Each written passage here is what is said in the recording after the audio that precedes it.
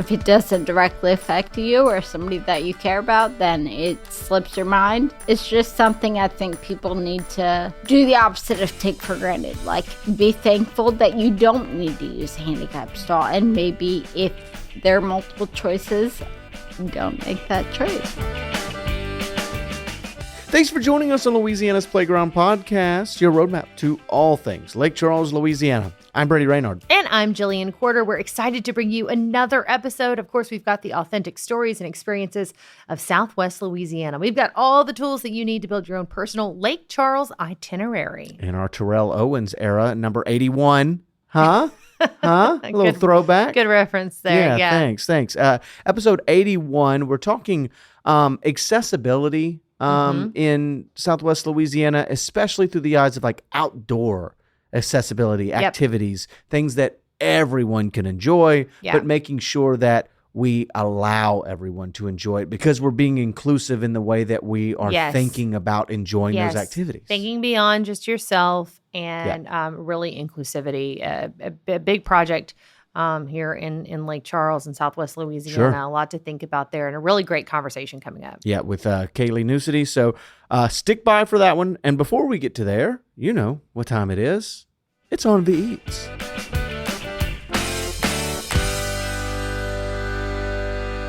This week we head down the interstate, eastbound, over to Rabideaux in Iowa.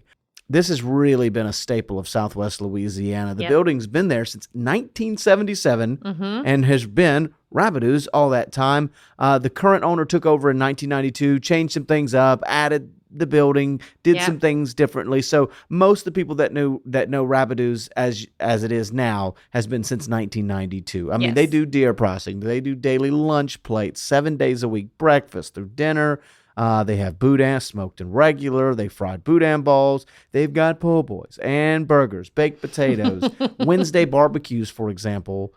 They make 500 plates and they sell out every Wednesday. Yeah. So that just tells you that, you know, I've been a few times. Every time it's a line. Yeah. Not quite out the door, but I mean, it's steady. Yeah. And you love a place that has this much history, that's been around for so long. So many generations of families have been there. You know, if you grew up in Southwest Louisiana, you know of this place. You've been there before. This is we've stopped by when I was a kid. I remember going there just when I was a kid, back when the Outlet Mall was a poppin' place. Ooh, boy, that was a long time ago. Yeah. We'd hit the Outlet Mall, and then you'd stop, old. and then you'd stop by Rabideaux. But it's awesome, and the food there was great. Yeah, and if you've had sausage at a restaurant locally, chances are it's Rabideaux. It came from their kitchen. Yeah, good chance, because they do supply to a lot of people around here. I mean, that's their. The restaurant's just kind of like an add-on business. Their real business is processing and making sausage, and it's the good stuff. Man. Yeah. Well, for lunch, I know. Let's start with you. Baked potato, right? The grilled chicken baked potato. Yes, grilled chicken baked potato. And I know that sounds so bland to most people because we're talking boudin and sausage and amazing flavors. But this is just like that warm, fuzzy feeling kind of meal that I needed that today. And when I tell you that I just got done eating, as we're recording this, I just got done eating, could not even come close to finishing it. I maybe ate half of this baked potato. It's perfectly seasoned, grilled chicken on it. You know, it's got all the toppings that you'd want for in a loaded baked potato. So a little bit of bacon, cheese, chives, sour cream. All the accoutrement. It's buttery. It's such a, I don't know. That's like my happy place. Is currently your favorite potato. Because it's the potato in front of me. But I think like a loaded baked potato like that, or chicken baked potato, you just, I don't know. There's something really like nostalgic about that meal for me, about a baked potato. And this is a great place to get it because it actually it is really well seasoned chicken. It's good. It's full of flavor. I also had a boudin ball too because I couldn't stop myself. Yes. Very good. Spicy, like a little bit for me. Sure. Most people probably would be like, that's not spicy. But for me, you know, I think milk has a kick to it, Right. as Brady, Milk's a little spicy. as Brady likes to say. No, it was a bit spicy for me, but what I loved about this boudin ball, first of all, it's like what you'd call I don't know, the way it's battered is different. It's not overly crispy where like it's hard to bite into. It's got some good smoosh to it. It's a good flour dough. Yeah, I don't know how to explain it. Or, It's so hard to flour batter. It's hard to describe. It's got a good smoosh to it. And because the inside is so moist.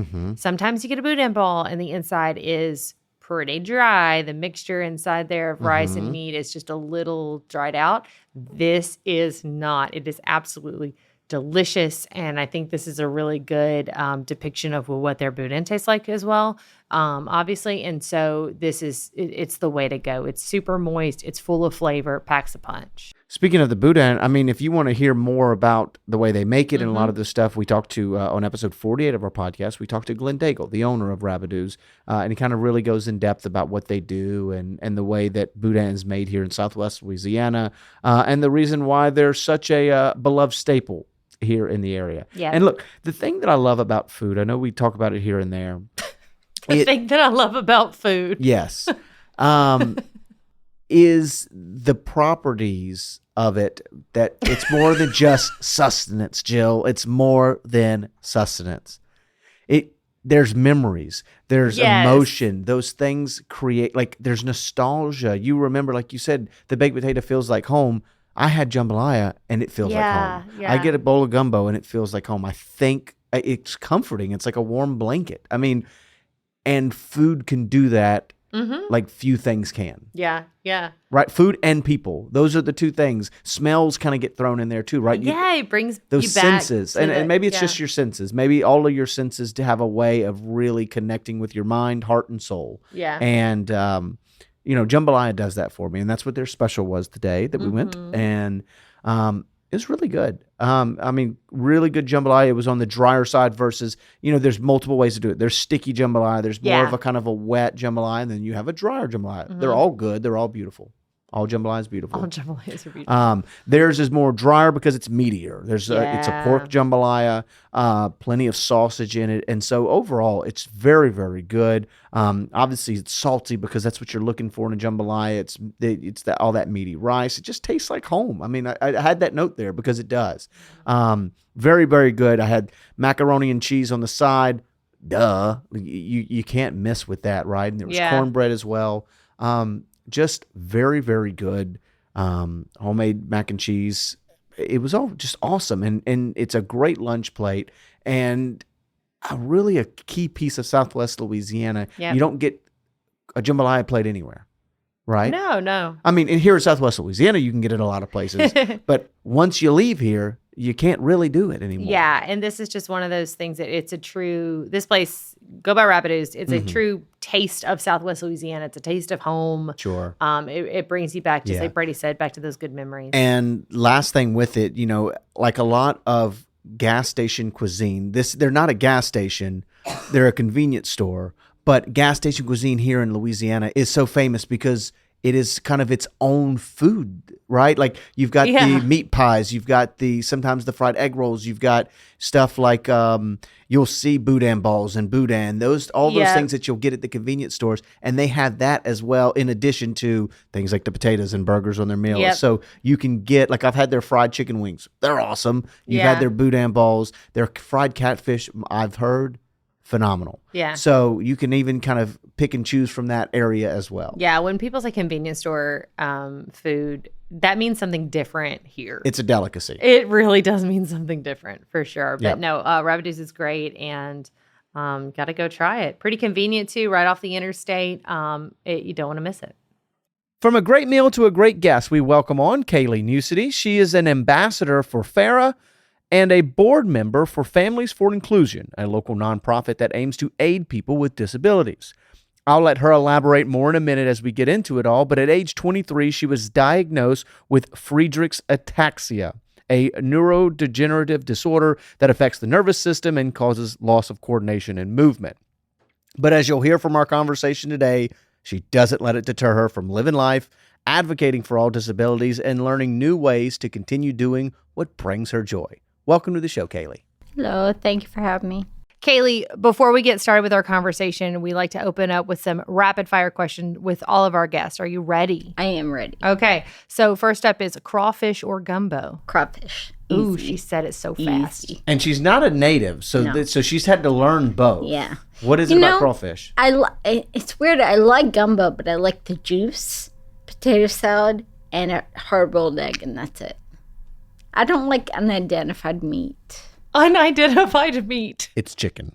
Sometimes. Sometimes it's Fair. not. Fair. I don't like unidentified meat. Me either. You can put that on my gravestone. That's your Nope. epitaph? I don't like unidentified meat. Here she know what? lays, not an unidentified meat lover.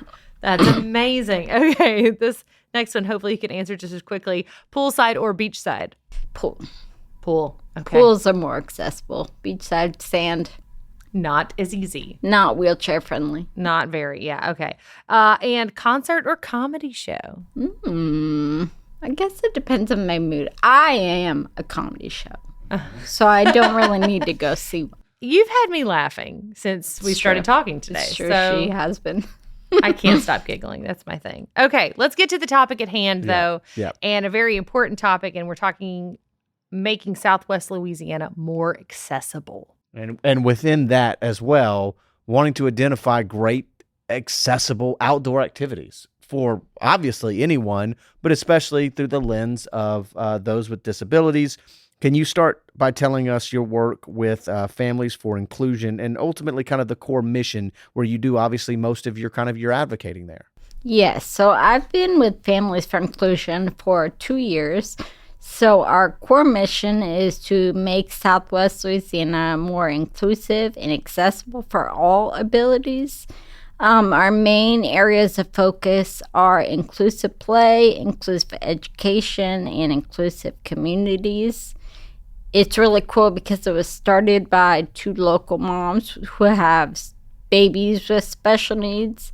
And from there, I think 3 years, it's grown into a full board. We have 3 or 4 different parts of the board, and we do meetings once a month. We volunteer at a lot of local vendor things. We do inclusive coloring. If you've ever seen us at downtown, we have like crayons that are made for people that don't have great grip, or like they can go on your finger to color. It's great. Sure.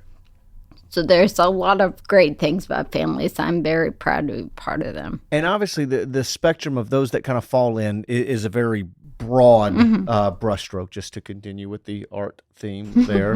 How do you define inclusion? So to me, inclusion, if it is not intentional, we know. If you forgot about it and got fined, that is not to be hidden. If somebody needs a ramp and you added it after the fact, it's not accessible. If it's a total afterthought, then it's not intentional and it's not accessible, therefore not inclusive, because everyone cannot be a part of it. What are some of those barriers or obstacles, I guess, that you see most often that kind of, I think, maybe for other people or an afterthought? Yeah. I see it a lot in restrooms. We've gotten better, I feel like, maybe since they started out in the family restrooms. Those are pretty accessible, be it if you have a wheelchair or a mobility device, or even if you're a parent with young kids and you're trying to corral them, because the family bathrooms have changing tables, be it not always larger size ones, and there are disabled adults that need to be changed in public, and they don't go in public because their parents or caregivers cannot help them. They don't want to sit their child on the floor and change them if they don't fit into a changing table. So that, I know a couple of people, even just in town, that have children that are above 50 pounds that cannot do for themselves, and they cannot bring their kids anywhere because they can't be changed in public. After an hour or two, they have to go home. So Are there often simple solutions that can help alleviate a lot of those issues? I think especially in those family-sized restrooms, that could definitely be helped. If there were an option for one larger changing table and just make sure that there's a strap for if it's a smaller person being changed. It just needs to be not just for a baby with a diaper. And that's the cool thing about accessibility. A lot of the changes you make benefit moms with strollers, or it's not just wheelchairs. People can benefit from these changes that aren't just disabled people. I think, we're very blessed that we haven't had to deal with that, Sure. right? But as a mom with a stroller and who had two small babies at the same time, I was shocked to still go into certain restrooms and not even see a changing table at all. And I think I can't imagine what that's like for you to go somewhere and then say, oh, okay, can't I'm not wanted here is what it must feel like. That's exactly how it feels. It's just, if you're an afterthought, you're like, wow, I spend money in this community, and I want to come to this restaurant, but they only have a staircase. They don't have an elevator. So I can't crawl up a staircase. So there's many things that, certain places, when they open, they say, oh, our upstairs wasn't originally meant to be for the community. That was just staff. But I'm like, so you are saying you fully never intended to hire somebody who could not do stairs? Yeah. That's not inclusive and at a lot all. of the older buildings, I know, just in Lake Charles, let's say, and anywhere, a lot of the older buildings were just not built for that in mind at all. It wasn't a law yet. I think ADA passed in 1991. Sure. So a lot of places are having to go under some, infrastructure changes. Yeah. Which I think I've seen a lot of here in Lake Charles. There's been plenty of updating.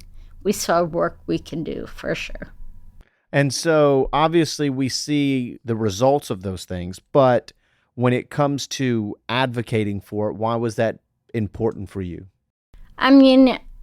With my diagnosis specifically, I hate the word normal, but I lived unaware of anything directly affecting me, physical. And at 23, everything got flipped on its head. So it's one thing not that it makes it better, but if you've been disabled your whole life, maybe that's all you know.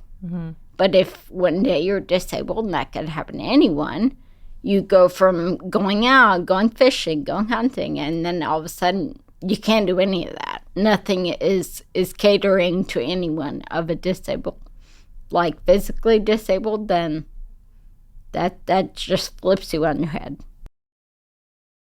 So you want to try to make this world better. Yes. I'm not out here telling anyone they're doing anything bad, but there's room for improvement. Sure. You've obviously done a lot of work with Families for Inclusion. You guys are really kind of focused on action. Can you tell me and kind of update us before we get into the outdoor accessibility, the fun section? Just wanted to get to highlight a lot of the things that you guys are doing that is important, that is bridging the gap between acceptable and not acceptable. Yes. So with families, one of our newest programs right now is called RIDES, RIDES, which stands for Rides for Inclusion and Daily Empowerment. So it is a program that you can apply for on our website or on Facebook. We also have a link. If you have a documented disability preventing you from driving, you can apply. And if you are approved, you get a $250 Lyft gift card to help you get to appointments or to a job. And you're eligible to apply every 90 days while we have the funds. And then the other really cool one that we last month sponsored 20 different Louisiana therapists, and they were all certified by a lady named Greta, who does certifications for spinal cord stimulation therapy, and that was funded by our B&G grant. So now those local families do not need to travel hours and hours to go for treatment. So that is a really cool new thing. We've done that 2 years in a row, but this year it evolved to a lot larger of a scope. So that was really cool. And it's great to see that action kind of taking place here in Southwest Louisiana, and something that we at Visit Lake Charles are doing too, to kind of help with that and help figure out where we can improve as a destination. We're partnering with Will the World, and they're doing accessibility assessments for a number of local establishments, and over the next couple of years. With what you know of Will the World, what type of significance do you think that partnership could have for Southwest Louisiana? So, speaking of somebody with a disability, I think number one, just the awareness that we have room to grow by large parts of the community is a huge role to move forward. Them saying, hey, we're not perfect, we've got things we could do, and this is how we're going to do it, and you can apply for this grant if you need help. So I think that is a great step in the correct direction. And I've been following them on Facebook for a few years, and they just having somebody in the shoes of a disabled person, as well as knowing what is compliant and what is not, I think will be a large step in the right direction. Just adding to the work that you guys are doing already. And what let's talk about that outdoor accessibility and some of the big strides we've made there. Yes. So I know of a few locally. I know Sam Houston Jones Park in Moss Bluff, they have a track chair that can go off the sidewalk, so you can take that out. It's almost like a little, almost like a tank. Like a tank wheel. But it's a wheelchair, so you can kind of go hiking, go off the concrete, which is really cool. See all the little jitterbugs or whatever y'all got here, Brady. Jitterbug? Yeah. That's pretty good. What's that rat thing? Nutri-rat? Yeah. What's that rat thing? The invasive species. They're not even native to here. Why are their teeth orange? That's rude. You can't ask somebody why their teeth are orange. I'm in a wheelchair. Yes, I can. Oh, my goodness. It's got to be because of what they eat. Carrots? Wild grown carrots? Radishes. What do they eat, Brady? So according to the Google device, their orange teeth is because of the iron in their tooth enamel. So, so. I'm grateful to have an iron deficiency. Grateful to have an iron deficiency. I was about to say George Washington, didn't he have like wooden teeth? Yes, so he you could have almost orange teeth that way too. Yeah. So there's a lot of ways to have orange teeth if you're interested. I'm good. No, I'm good. Anyways. Okay, yes. So you can take the track chair. Yes. To go see the Nutria. There I don't even know if they have is. Nutria at Sam Houston Jones State Park. I think they do. Do they? Maybe Yeah. so. Yeah. Another one that I have heard of, have not gotten a chance to do yet, it's called Selfish Dreams. Mm-hmm. Have you? We will have them on the podcast. They have been a circled podcast guest for a little bit. We haven't gotten a chance to bring them on, but we have been interested to see the work that they're doing. It looks awesome, and I want to say they do it for free for elderly and disabled. Mm-hmm.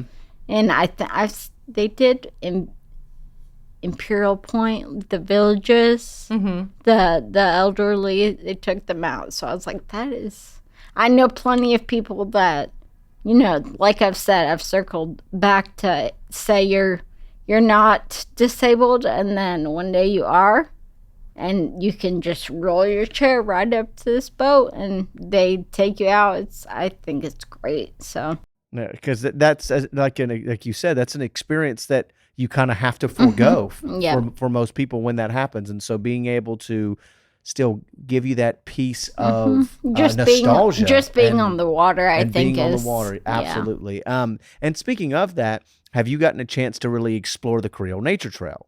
I have from a vehicle. I've not been brave enough to go trekking out with the gators yet. Sure. But I've seen all the walkways and docks and things, and it looks really, really nice. So I just recently got a wheelchair van with a ramp like 2 weeks ago. Oh, great. So I'm excited to go exploring. I don't need help with anything. I'm an independent woman now.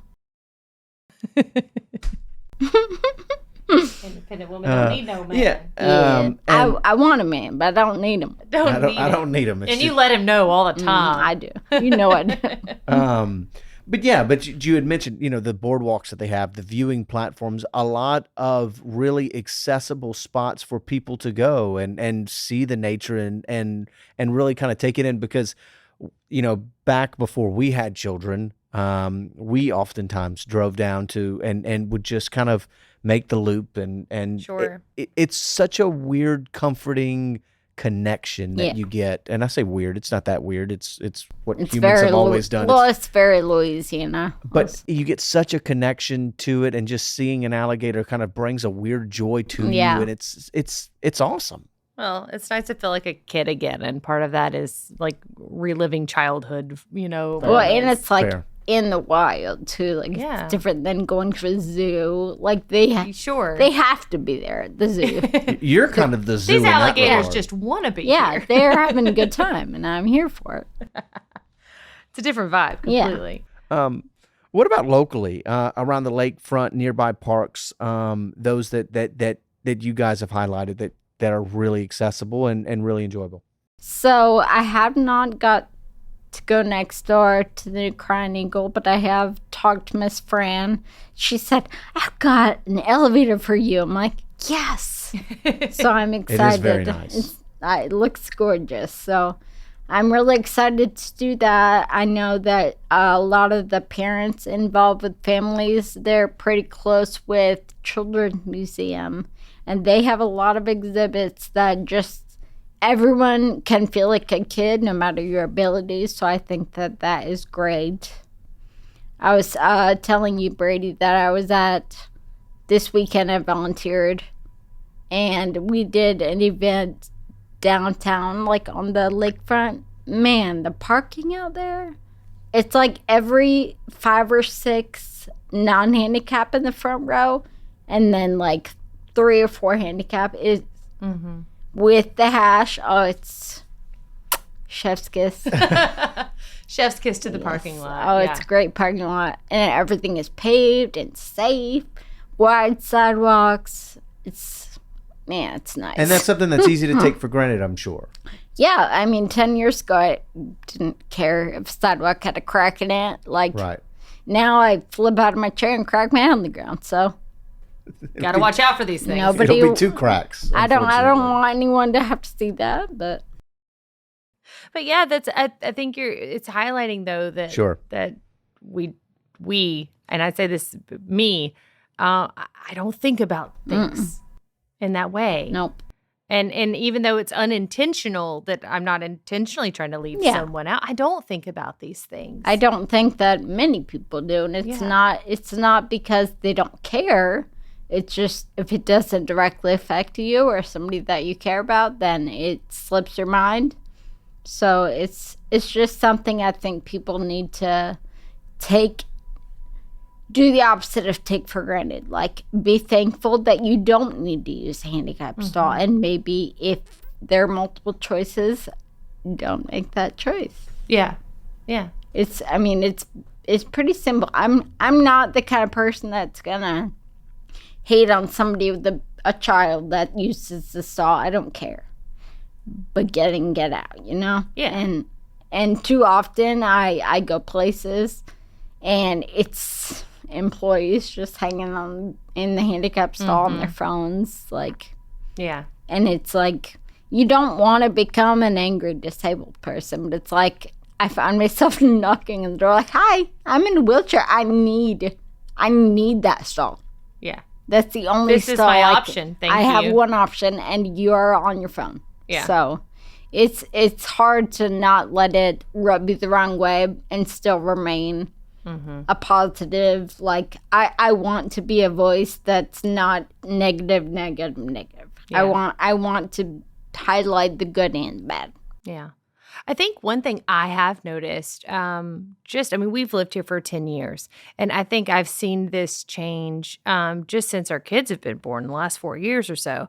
At parks in Calcasieu Parish, I feel like they have made a major stride to make them more inclusive and accessible. Definitely. The swings, just the different areas of They the have parks different and play. options. Yeah, I feel like I've seen Not a real as difference. much, like, not gravel. What's the wood stuff? Not as Wood much. chip. Not Wood like the chips. wood Not chips as or much mold. wood chips. Yeah, they're- because, like I said, wheelchairs and strollers cannot go through yeah, wood chips, gravel. Like, it needs to be paved or that rubber matting. yeah. It's good for everyone. I feel like I've seen a lot of changes in that aspect lately. Fair. Yeah. And I know Lock Park is kind of getting a Oh, yeah. renovation. I'm not a part of that, but Julia Bourgeois, the CEO, that girl is spearheading Lock Park. It is going to be the coolest thing. I'm so excited to see it. Are there any small tidbits that you can kind of tell that kind of fit our narrative today? It's definitely going to be fully accessible and not just wheelchairs. Like, there'll be things that are inclusive for somebody who doesn't have much speech or different ways of communicating. There's going to be like a board with sign language and different sight words on it. It's not paved, but I think it's a rubber mat on the ground. There's different things that wheelchair users can play on. So that's one of Julia's favorite things to highlight. Obviously, That's awesome. with her young boys, she's got one in a chair and one not in a chair, and they want to play together. Yeah. And they should be allowed to play together. There shouldn't even just be one park, but Yeah. there's going to be one great park. Well, and one of our kids' favorite parks is over in Westlake is Pine de Rosa, and when they built it had all of this in mind, right? And so there's a merry-go-round that has The ramp. a ramp, like love wheelchair that. access to it, which I think is incredible. It's got the board, like you said, with sign language on it and Braille. It just seems like They thought somebody's thinking it was more about this. intentional. Yes, it You was see intentional. where we're going here? Yeah. It seems to be a theme. Yeah. Well, let's wrap up the outdoor activity space with a kind of a family day blueprint, if you will. I mean, it doesn't have to be a full family, but do you have an accessible morning to evening plan that you would recommend for a family or just even a couple or person visiting? So I've mentioned Children's Museum once already, but I would say if you have kids, start there. Yep. And kind of maybe just stay along Lakefront. You can go to the new Crying Eagle. I believe they should be fully opened and out of there. By the end of the month. Yep. Yep. And then I feel like when the weather cooperates, any day of the weekend, you can pretty much find something to do. On the lakefront, be it over by the amphitheater, there's always some type of event with food trucks and vendors. So that is my quick, and then there's also the playgrounds too. So you do have kids, you could bring kids, and Millennium Park is great for kids of all ages. So there's plenty to do if you want to stay right there in the lakefront. Veterans Memorial Park is awesome to visit. So there's a lot to do right there. What's been probably your favorite activity since coming over to Southwest Louisiana? My favorite activity. Well, I'm a simple woman. I like to pet dogs and drink iced coffee, so I go to Stella Beans or the Buzz, and I get iced coffee, and then I come downtown and pet dogs that don't belong to me. We do have the dog park. The dog park Yeah. is great. And then during Mardi Gras and Halloween, we have like pet parades where they're dressed up. Yeah. And that, I mean, the serotonin I get from seeing a dog in a costume, like literally 30 times a day, I'm like, can I pet that dog? That's my go-to. I say that. And I'm in a wheelchair, so I can pet that dog. You can't tell me Can I no. pet that dog? I pet that dog. I mean, I'm using that in. Hello, my friend in a wheelchair is a pet your dog. Sure. I want to pet that dog. Yeah, I Can do. I pet your dog? I do be petting great. dogs. I do be petting dogs and drinking iced coffee. That's great. I'm a woman of simple pleasures Yeah. here. Mhm. Love that. What steps can people take and what resources can they use to help maybe their favorite place or maybe a place that they own and help them become better advocates? So, in my opinion, I would say that if you have steps and do not have an option for someone to get up the steps that cannot use their feet to walk up them, you need to have a backup plan. I've been to other cities like Savannah and New Orleans, and they're not going to modify their old buildings. It's part of history. I understand that. They have a back entrance with a ramp, like that people that are loading food in dollies are able to use, and that's definitely a thing. But also, restrooms need to be updated. And you know, if your bathroom is out of date at a business, there's things you can apply for, different grants to help you update things like that if they're not correct. There needs to be roll-under sinks. There needs to be at least one handicap stall with a grab bar. The hand dryer or towels should not be 5 feet in the air. Yeah. In a handicap stall, the hook for a purse on the back of the door should not be 5 feet in the air. You're in a handicap I have stall. actually seen that before. You're and in a said, handicap who stall. does that help? Yeah. You can't reach that from a chair. So there's just like little silly stuff. Yeah. Undo that and put it lower. That costs you $2 for a screw. Yeah. Like, so it's there are ways. And then if you're not the business owner, I would just say if you're aware that there's not a push button on the door or if there's not a clear path through a restaurant or a business, just be aware and don't ever grab somebody's wheelchair without asking, but say, can I move this? Would this help you? There are ways to communicate with somebody in a wheelchair. You don't have to be scared to speak to them, and don't talk to them like they're a child. Kaylee has not bitten either of us Neither. during any of this conversation. And I might not if I get lunch soon. If she gets out of here. I don't know. I just think there's certain ways to communicate. And if a business maybe has questions or wants to make sure that they are accessible and inclusive, they can reach out to Families for Inclusion. Call Kailey, invite her over. She'll tell you what's wrong. I'll tell you all about yourself. There you go. Don't you fret. That's a great idea. $100 visit. Thank you. There you go. Here's my Cash App. My business model just got built right here. Well, thank you so much for joining us here on the Yes. show and kind of opening our eyes to how to be more inclusive and how to kind of think maybe differently, and also giving us some activities that we're able to share with other people. Definitely. Thanks for having me. Thanks again to Kailey for joining us here on the show. And the biggest thank you of all goes out to you, the listener. If you enjoyed the show, please do as you have been doing and continue to do it. Give us a rating or review wherever you listen to your podcast. Shoot us a comment. Send us some snail mail or an email. I don't care. Contact us. We like to hear from you. Have you ever gotten snail mail regarding our podcast? All right, can you just read your line? Just a cease and desist, I'm sure. All right. It will help us grow our audience and further share the unique experiences that Lake Charles and all of Southwest Louisiana has to offer. Go to visitlakecharles.org/podcast for more episodes, advice on where to eat, and events that are happening this weekend. I've got this. I'm Jillian Corder. And I'm Brady Raynard. Okay. Thanks again for coming to play at Louisiana's Playground. Sit you.